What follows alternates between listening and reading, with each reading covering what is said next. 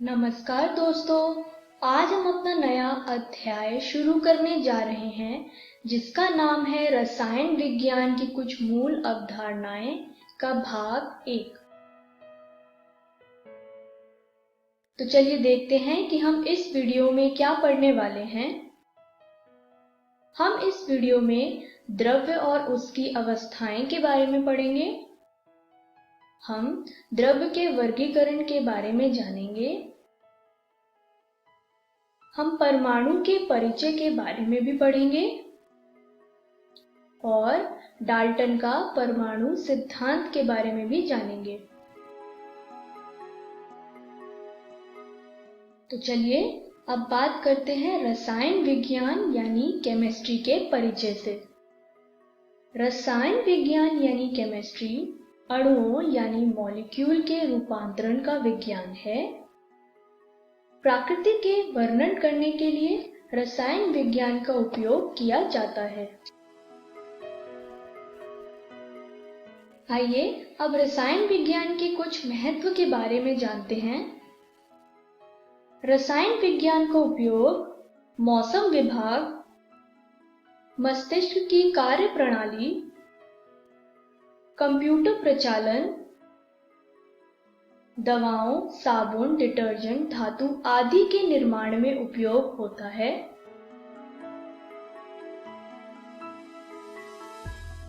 रसायन विज्ञान के परिचय के बाद अब हम अपने पहले विषय पे चलते हैं जो है द्रव्य और उसकी अवस्थाएं।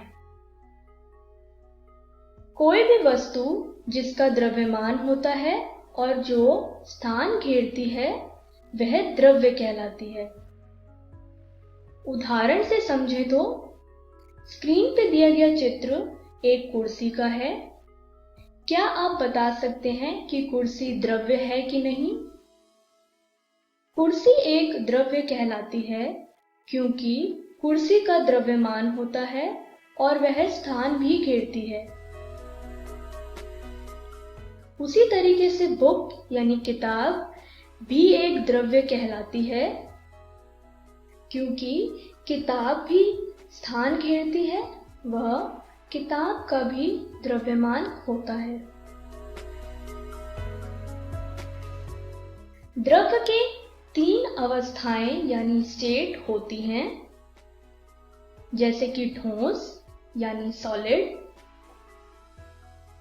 स्क्रीन पर दिया गया पिक्चर एक पेड़ का है। यह द्रव्य का ठोस रूप है। दूसरी अवस्था है द्रव। स्क्रीन पे दिया गया पिक्चर पानी का है। पानी द्रव्य की द्रव अवस्था है। तीसरी अवस्था है गैस। स्क्रीन पे दिया गया पिक्चर गुब्बारे का है। इस गुब्बारे में भरी हवा द्रव्य का गैस अवस्था है।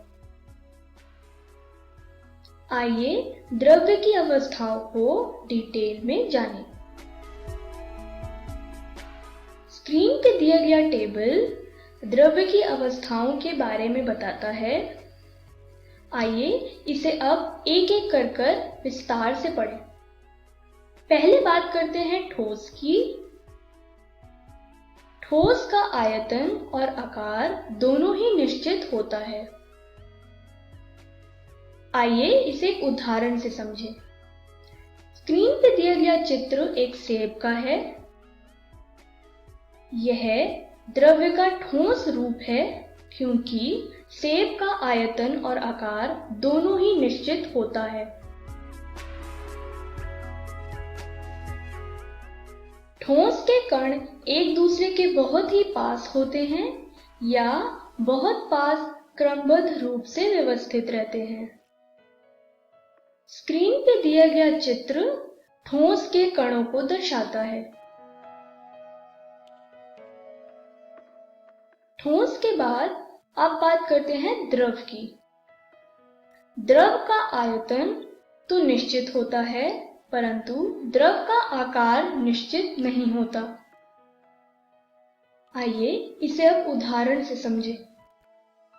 स्क्रीन पे दिया गया चित्र एक कप का है। इस कप को हम द्रव्य का ठोस रूप कहेंगे, लेकिन कप में रखी हुई चाय या कॉफी द्रव्य का द्रव रूप है। कॉफी का कोई आकार नहीं होता, इसलिए यह ठोस यानी कप का आकार ले लेती है। द्रव के कण ठोस की तुलना में दूर होते हैं, परंतु गैस की तुलना में पास होते हैं। स्क्रीन पे दिया गया चित्र द्रव के कणों को दर्शाता है। द्रव के बाद अब बात करते हैं द्रव्य की तीसरी अवस्था यानी गैस के बारे में। गैस का आयतन और आकार दोनों ही निश्चित नहीं होता। आइए इसे एक उदाहरण से समझें। स्क्रीन पर आप एक केतली देख पा रहे हैं। यह केतली द्रव्य का ठोस रूप है। इसमें रखी हुई चाय या पानी द्रव है, और जब हम इस केतली को गर्म करते हैं, इस केतली से निकली हुई भाप गैस है। गैस के कण बहुत दूर दूर व्यवस्थित होते हैं। स्क्रीन पे दिया गया चित्र गैस के कणों को दर्शाता है। द्रव्य के अवस्थाओं के बाद अब बात करते हैं द्रव्य के वर्गीकरण के बारे में। स्क्रीन पर आप देख पा रहे हैं द्रव्य को दो भाग में वर्गीकरण किया गया। पहला भाग है शुद्ध पदार्थ, दूसरा भाग है मिश्रण। शुद्ध पदार्थ भी दो भाग में विभाजित किया गया। पहला है तत्व, दूसरा है यौगिक। उसी तरीके से मिश्रण भी दो भाग में विभाजित किया गया। एक है समांगी मिश्रण, दूसरा है विषमांगी मिश्रण। आइए अब इसे हम विस्तार से पढ़ें। पहले बात करते हैं शुद्ध पदार्थ के बारे में, जो कि द्रव्य का ही एक भाग है। जब किसी पदार्थ के सभी संघटक कण रासायनिक रूप से समान होते हैं, तो इसे शुद्ध पदार्थ कहा जाता है। उदाहरण से समझें तो नमक यानी सॉल्ट एक शुद्ध पदार्थ है।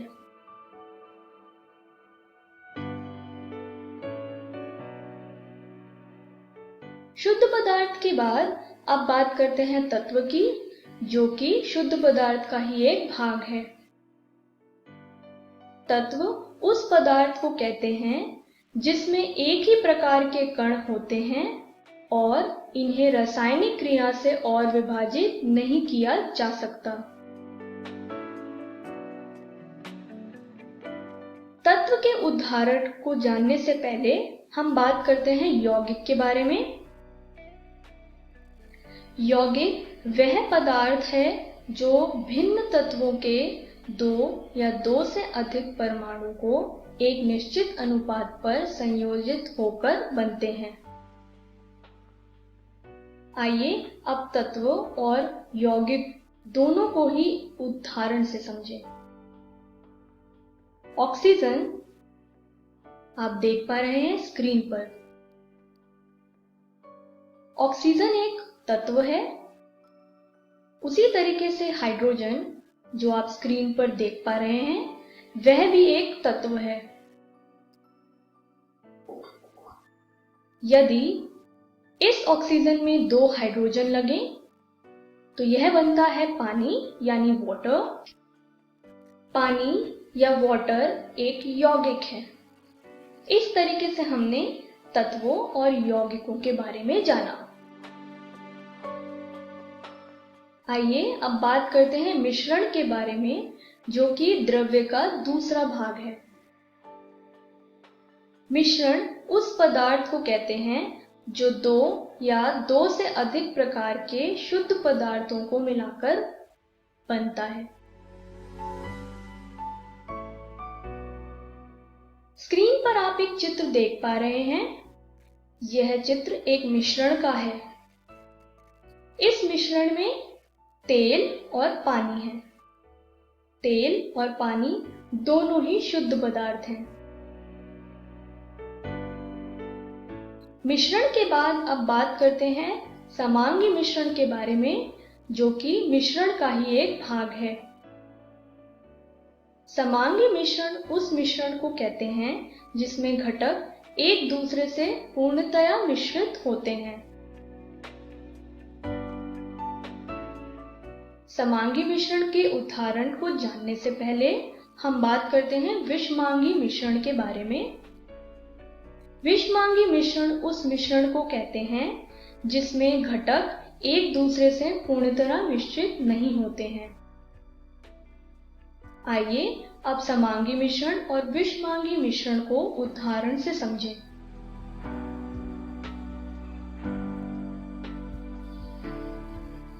पहले बात करते हैं समांगी मिश्रण के बारे में। हमने एक ग्लास लिया, उसमें हमने पानी और चीनी को लिया। चीनी क्योंकि पानी में पूर्ण तरह मिश्रित हो गई, तो चीनी का घोल एक समांगी मिश्रण है। अब बात करते हैं विषमांगी मिश्रण के बारे में। हमने एक पानी लिया, उसमें हमने रेत मिलाई। क्योंकि रेत पानी में पूरी तरह मिश्रित नहीं है, तो रेत नीचे बैठ जाती है और पानी ऊपर, जैसा कि आप स्क्रीन पर देख पा रहे हैं। तो रेत का घोल एक विषमांगी मिश्रण है। इस तरीके से हमने मिश्रण के बारे में जाना। द्रव्य के वर्गीकरण के बाद अब हम अपने दूसरे विषय पे चलते हैं, जो है परमाणु का परिचय। स्क्रीन पर आप एक चित्र देख पा रहे हैं। यह एक परमाणु यानी एटम की है। आइए इस परमाणु को और विस्तार से जानें। एक परमाणु यानी एटम किसी भी साधारण से पदार्थ की सबसे छोटी घटक इकाई है, जिसमें एक रासायनिक तत्व के गुण होते हैं। परमाणु को ना ही विभाजित किया जा सकता है और ना ही नष्ट किया जा सकता है। परमाणु 3 कणों से बनते हैं, इलेक्ट्रॉन्स, प्रोटॉन्स और न्यूट्रॉन्स। स्क्रीन पर दिया गया चित्र से आप तीनों ही कणों को देख पा रहे होंगे। परमाणु के केंद्र को नाभिक यानी न्यूक्लियस कहा जाता है, जैसा कि आप स्क्रीन पर देख पा रहे हैं। परमाणु के बारे में विस्तार से हम अपने अगले चैप्टर में पढ़ेंगे। परमाणु के परिचय के बाद आइए अब बात करते हैं डाल्टन का परमाणु सिद्धांत। जॉन डाल्टन एक वैज्ञानिक थे जिन्होंने द्रव्य को परिभाषित करने के लिए एक परमाणु सिद्धांत दिया था। आइए इस सिद्धांत को एक एक करके पढ़ें। उनके मुताबिक द्रव्य अविभाज्य परमाणुओं से बना है। किसी दिए हुए तत्व के सभी परमाणुओं के एक समान द्रव्यमान और गुणधर्म होते हैं। विभिन्न तत्वों के परमाणु के द्रव्यमान भी विभिन्न होगा। एक से अधिक तत्वों के परमाणुओं के निश्चित अनुपात में संयोजन से यौगिक बनता है। रासायनिक अभिक्रियाओं में परमाणु पूर्ण व्यवस्थित होते हैं। रासायनिक अभिक्रिया में ना तो उन्हें बनाया जा सकता है और ना ही नष्ट किया जा सकता है। तो चलिए देखते हैं कि हमने इस वीडियो में क्या सीखा। हमने द्रव्य और उसकी अवस्थाएं के बारे में पढ़ा। हमने द्रव्य के वर्गीकरण के बारे में पढ़ा। हमने परमाणु के परिचय के बारे में जाना और हमने डाल्टन का परमाणु सिद्धांत के बारे में भी जाना। तो चलिए देखते हैं कि अगली वीडियो में हम क्या पढ़ने वाले हैं। अगली वीडियो में हम द्रव्य के गुणधर्म और उनका मापन के बारे में पढ़ेंगे। हम वैज्ञानिक संकेतन के बारे में भी पढ़ेंगे। Thank you.